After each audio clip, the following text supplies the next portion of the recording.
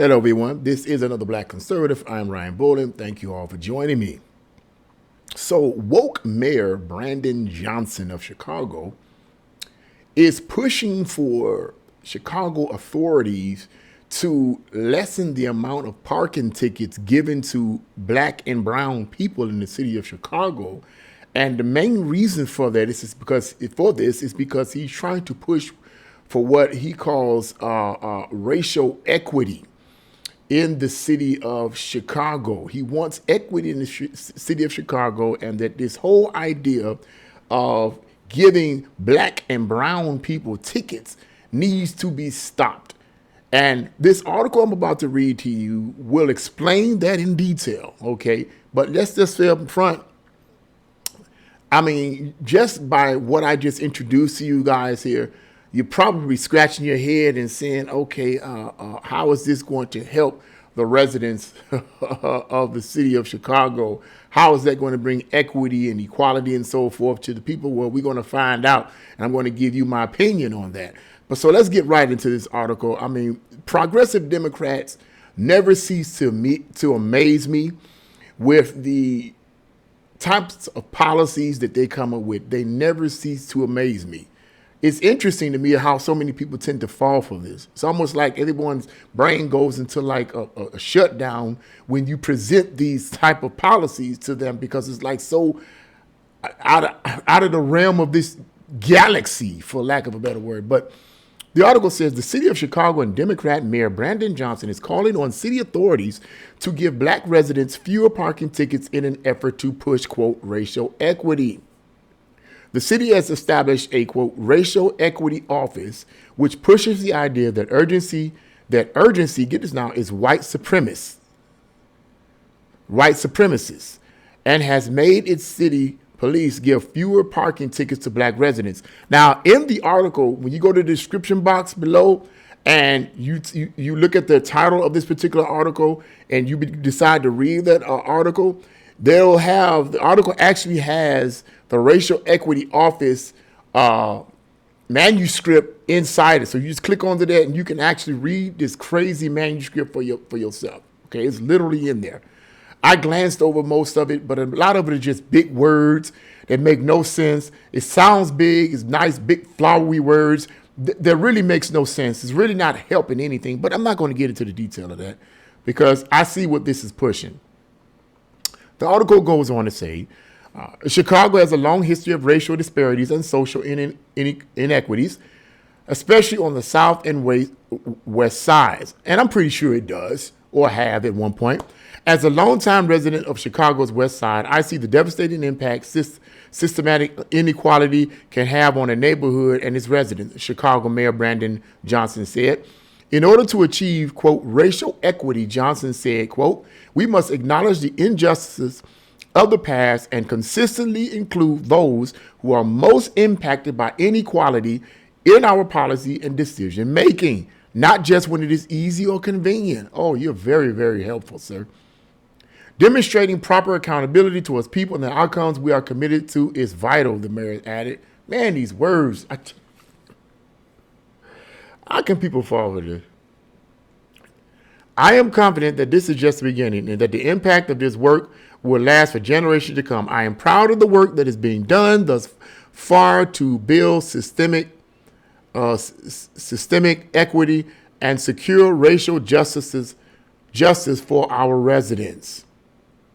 So, yeah, you know, and in fact, you can go to the, like I said, you can go to the description box below and you can look up the title of that article, read the article on your own. They have actually links to certain manuscripts that you can read. For example, one of the links to one of the manuscripts is Equity Learning Kit. Equity Learning Kit. You can click onto that and you'll be able to read all the different elements that deal with employers, educators, parents, and young children. And then here's one that's really got me. The city of Chicago also provides a link for employers regarding so-called white supremacy culture. You can go into detail and to click onto that, and you can find out what this white supremacy culture is all about, and why they feel like the need to bring racial equity to black and brown people in the city of Chicago. Now, when I began to read this, and that's the end of the article there, when I read that, I said to myself, what really is Mayor Brandon Johnson's real motive behind this? Is he trying to steer the residents' attention away from these influx of illegals coming into a city and all of the division and infighting that this is causing among the residents? Is he trying to steer their attention away from that? Because if so, to me, this is one of the most foolish methods of doing so.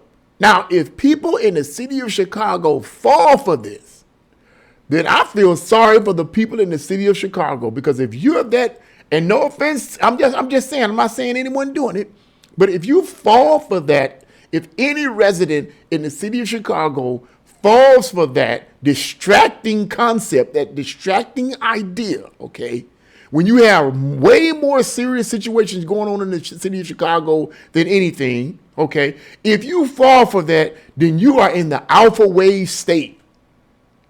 Your mind is no longer in the beta wave state. It is in the alpha wave state. That is a tranquil state. That is a calm state. That is a quiet state. That is a semi-hypnotic state. And you ain't going to come out that state, because clearly you are not analyzing the data that is coming to you. You're not discerning and figuring out in your brain that, wait a minute, we have a problem here. We have two major problems in the city of Chicago: high crime rate, murder rate, and these illegals coming in. These are major issues that the residents are literally crying out to the mayor for.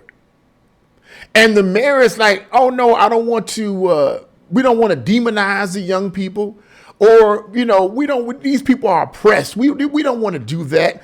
Or you know, we don't want to do it. They're oppressed. They're crying out due to poverty. Let them out. If they get arrested, let them out on bail. No. They're crying out. We, the people of the city of Chicago, needs to do something about it. Funny thing is that we, the people of Chicago, need to do something about it. The funny thing about that is he's doing it with your tax money. He's not taking any money out of his pocket. He's not taking it. It's your tax money that he's doing it for. Doing it with, rather. Okay. Now, let's get back to this whole situation of racial equity that he yaks about. What this encourages, okay, in my opinion, what this encourages is, once again, like progressive Democrats blindly follow and push, is it encourages crime. How, you may say? Okay. Well, within every human being, there's a good side and a bad side. A side of light, a side of darkness. In Christianity and the Bible, we call that the sin nature. But I'm not going to preach here on this. I'm going to speak on a purely natural level. In every human being, there's a dark side and there's a light side. There's a good side and there's a bad side. Whichever side you feed the most will have the strongest dominion over your physical body. When the laws are put in place to restrain the bad side. When you remove laws out of place, you remove the penalties of those laws out of place. And when you do so, people are more inclined to follow the darkness of their heart rather than the good. So in this situation where this crazy, silly law is supposedly designed to prevent so many black and brown people from getting tickets, what do you think that's going to lead to? Yes, probably going to lead to more black people parking in places, and black and brown people parking in places they ought not be parking in. It's not going to, in my opinion, lead people like this, black and brown people. It doesn't matter whether it's black or brown, doesn't matter. We all have it. White, black, doesn't matter. We all have that same, we all have a dark side and a light side. But since he wants to focus on the black and brown, Do you really believe that these black and brown people are going to be like, you know what? I know he don't want us. He wants to lessen the amount of parking tickets we black and brown people get. But you know what? I have so much integrity in me that I'm not going to park in this space right here. This space right here is supposed to be for the handicap space, but I'm not going to park right here. All these other, I'm not going to do it. No. I'm not going to park right here because this space is supposed to be for this truck to make deliveries, but I'm not going to park here because I have integrity. I don't think that that's going to happen. I don't think that's going to happen. This kind of legislation, or this kind of push rather, encourages the dark side. But once again, I'm not surprised that someone like Brandon Johnson would push and encourage this kind of ideology. After all, he is a soft Marxist. He is a soft communist. Why not? The purpose is to cause corruption. The purpose is to cause chaos, even if Brandon Johnson doesn't know consciously that he's causing chaos because he's been brainwashed by the Marxist ideologies that have passed down through the decades and have become part of the curriculum. Even if he doesn't know that, that's what he's promoting. The purpose is chaos. So I'm not surprised. He's a progressive Democrat. He's a progressive Democrat. Now let me end the video on this. My own mayor, he is not as bad, thank you, Jesus, as Brandon Johnson. And if he is, he's sure good at covering it. Okay? He's sure good at covering it.